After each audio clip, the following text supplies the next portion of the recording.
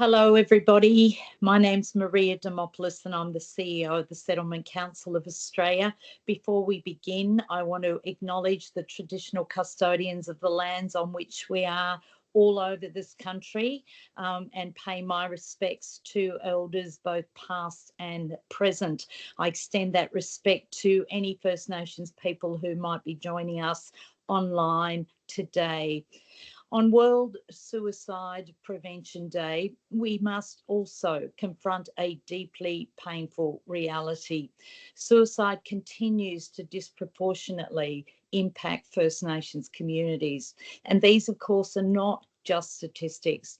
They're lives, families, communities. As the Settlement Council of Australia, we must acknowledge our shared responsibility. The fact that migration and settlement unfolded on lands marked by dispossession and how those legacies sadly continue to echo today.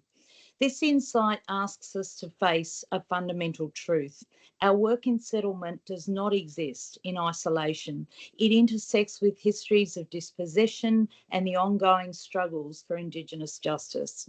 Accountability for those of us working in the settlement sector means that the welcome we so warmly extend to newly arrived communities is grounded in truth, respect, and equity.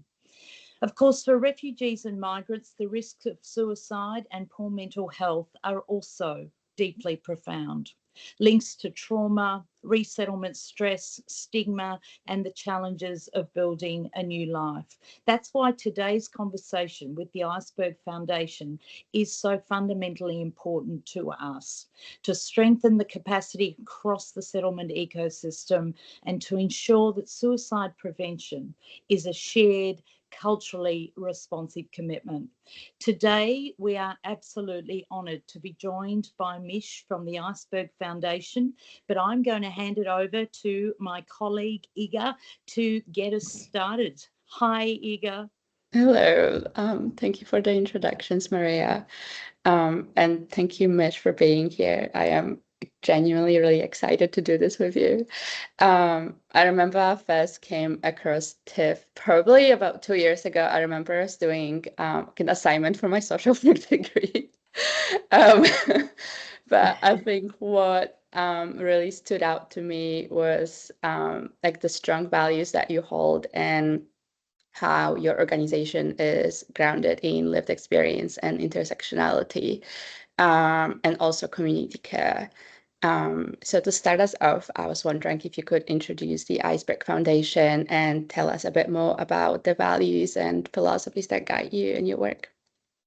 Yeah, absolutely. Thank you. And I want to echo Maria's kind of sentiments and just say that I am sitting on the unceded lands of the Waiwurrung Wurundjeri and Bunong peoples of the Eastern Kulin Nation, wanting to pay my respect to elders past and present and acknowledge that as a settler, there's so much privilege that I hold, but really commit to active solidarity with First Nation struggles, both here and across the globe in different places. And just want to also say that land was never unceded, but neither were ways of relating and healing and doing this work. And so just wanting to also, acknowledge that as well. Okay, well, the Iceberg Foundation is a mental health charity for the breadth of the neurodivergent and the LGBTIQA plus communities, especially around people of the global majority community, so Black, Indigenous, and people of colour. And as you said, we're incredibly values driven, and one of our core founding values is that mental health is not just addressed through a colonial framework of sitting in a room with a therapist and talking about stuff, but it's also largely addressed when you're in community with people, when you're seen, when you can share food stories, when you can, tap into joy. And so that's what we hope to be able to bring to mental health, and not just trauma-informed services, but healing-centered services. And I often say, you can't learn to swim on the shore, and you kind of have to step into things, and it's kind of like only centering trauma. So we really want to center healing and joy and support people to step into their favorite selves, either that is through our therapeutic services or the Manaya Pride program, or whatever else we do. It's really about this sense of how do we support people to find community care and healing that is affirming of their identities. So I just want to add that everyone on the team, you talked about lived experience and living experience, and everyone on the team is neurodivergent, and most people are queer or gender kind of queer, and that in itself allows people when they come in to just go, oh, you get it, and I don't have to explain everything to you because, we are the community as well.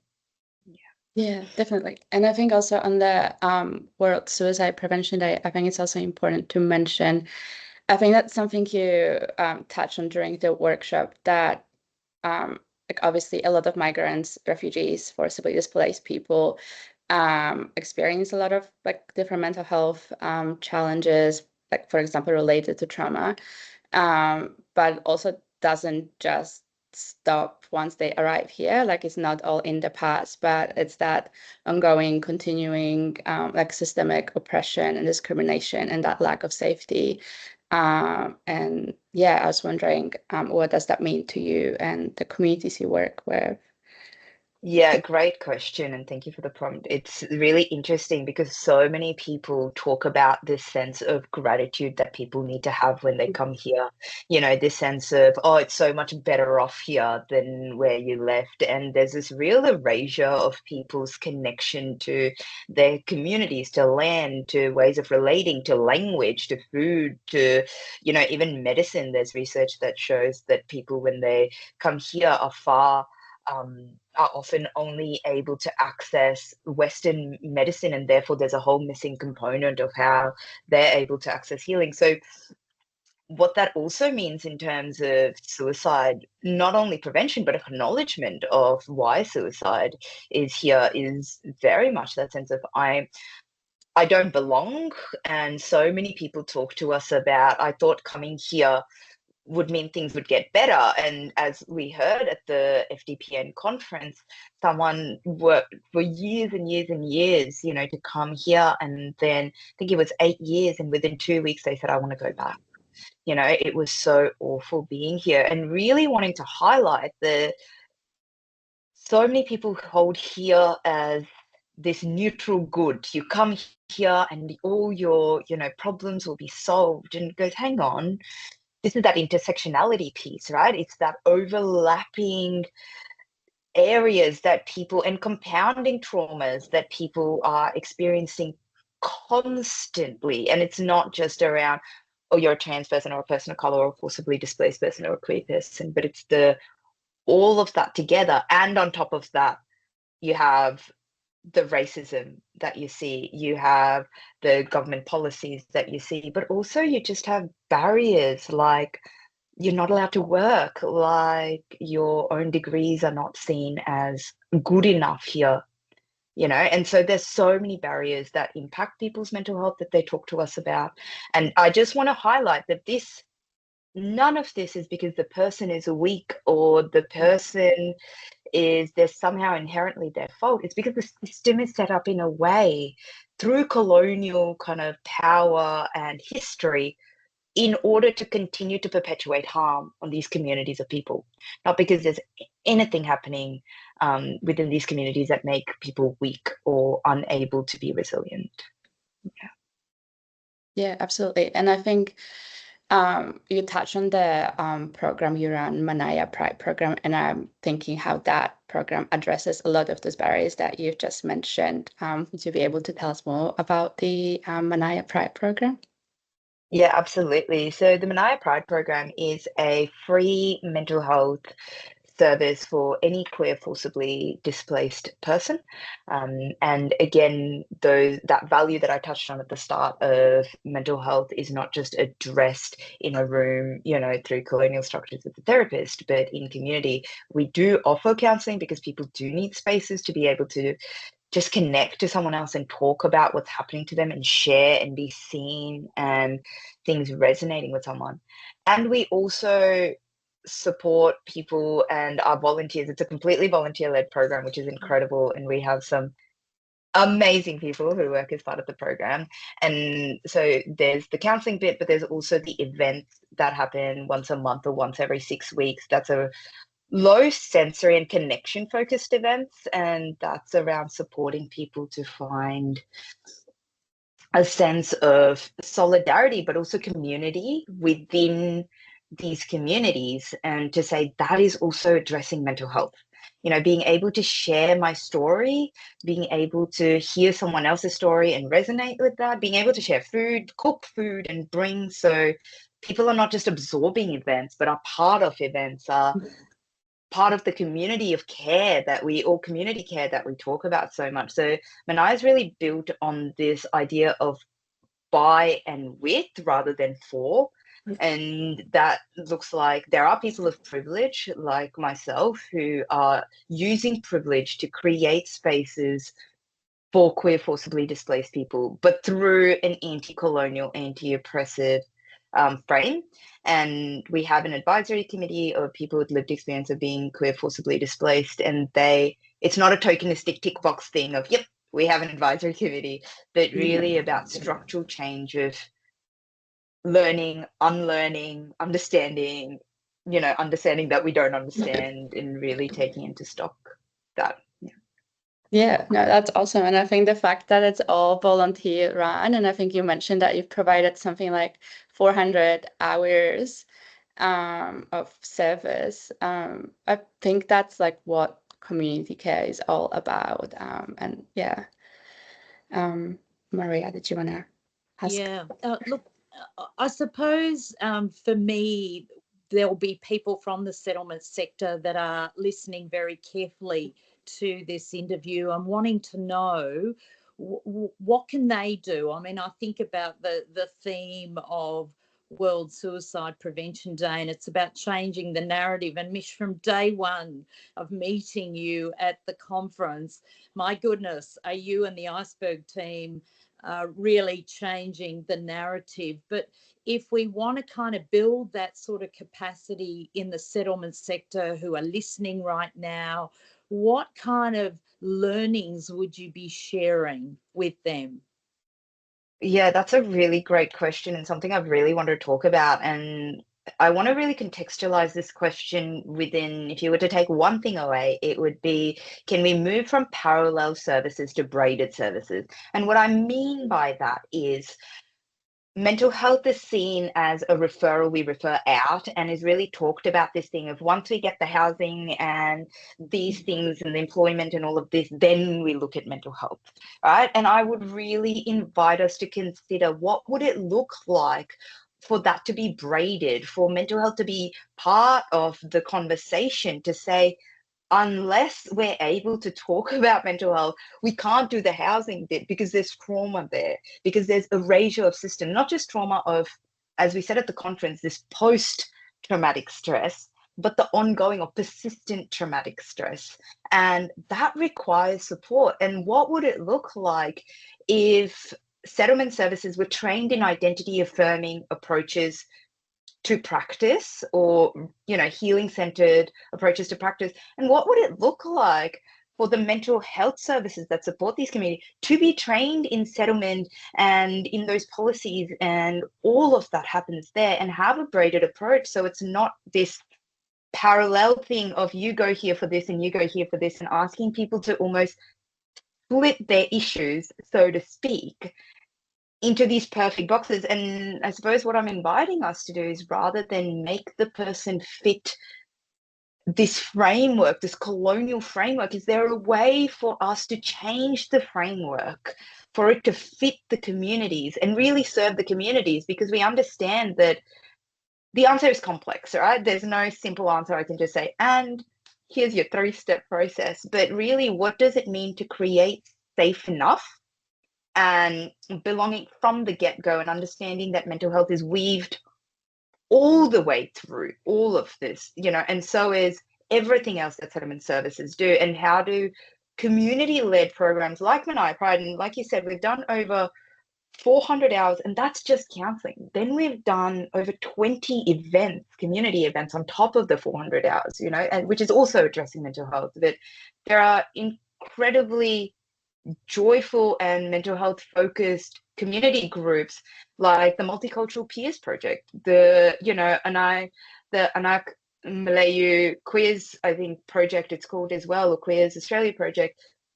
It's how does mental health look identity affirming and not in the colonial kind of, we need you to have ticked these boxes, and because programs are often designed around compliance and integration rather than belonging. And so, yeah, just wanting to figure out together how we build a braided approach. I'm wondering, does that kind of answer the question, give I you some love that pointers? concept of a braided approach, because often I do think there is that siloed approach where mental health services sit over here, settlement services sit over there, the LGBTI community sits over there. My goodness, you really bring new meaning to this idea of integration. We talk about integrating.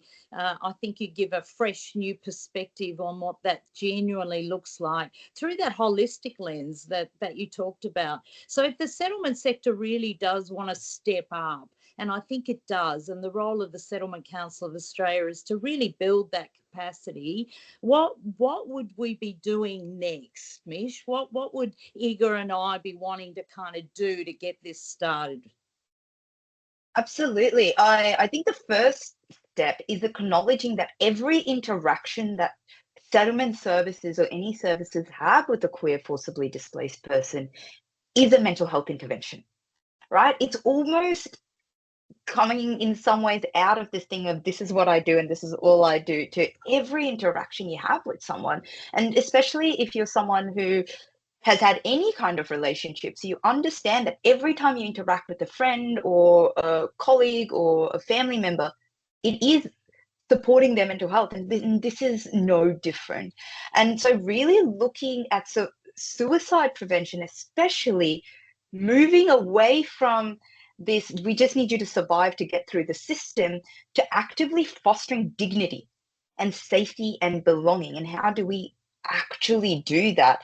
And whether that's training, whether that's bringing mental health and cultural services within that.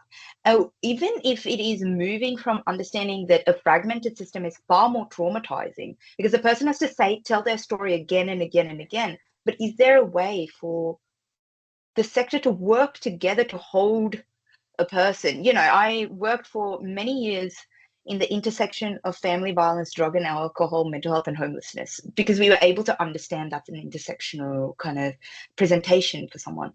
And we would have a multidisciplinary team looking at all of that and supporting the person as a team rather than you go there for this and you go there for this. And so maybe looking at one, starting to understand that every interaction, whether that's talking about, it's often the first point of contact.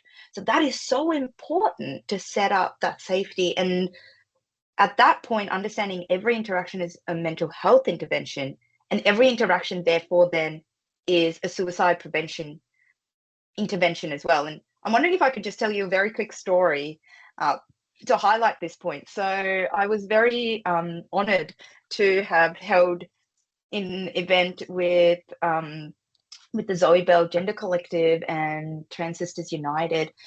And it was an event of sharing story and collecting kind of this sense of not only people's experiences and stories, but how can we co-design moving forward strategies for trans women to be able to access healthy relationships with men. And we ran this, and it was a beautiful day. It was hard. There were tough conversations, of course. But at the end of that, there were 3 people who came up and said, I actually had a plan to kill myself this week. 3 different people, all queer, all forcibly displaced. And said, I had a plan to kill myself, but just being able to share my story and be heard and being seen and understand that other people go through this too. And it's not a weakness. The system is set up this way. Yeah. It's not about me. There's hope, and I no longer want to kill myself. And it's that thing of recognizing that it's not about the tick box. When we tick all the boxes and everyone has their house and their job and their whatever, we've done it, and no one's at risk of suicide. But how do we foster safe enough belonging? Because that's not been available to people, and that'll take some time for people to get used to. So moving towards that and really partnering with community organizations.